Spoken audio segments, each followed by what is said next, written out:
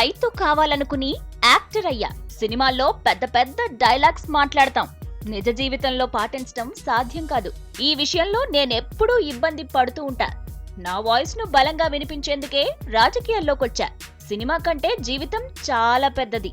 సినిమాలే అన్ని అంటే ఖచ్చితంగా కాదు అంట. నిజాయితీగా ఉండాలని అనుకుంటా. చాలాసార్లు చాలా విషయాలపై అనేక మంది అభిప్రాయాలు తీసుకుంటూ ఉంటా. ఎవరు కూడా ఖచ్చితమైన సమాధానం చెప్పలేదు. ఎవరి సమాధానానికి నేను సంతృప్తి చెందలేదు. ప్రతి మనిషిలో నెగటివ్ షేడ్స్ ఉంటాయి.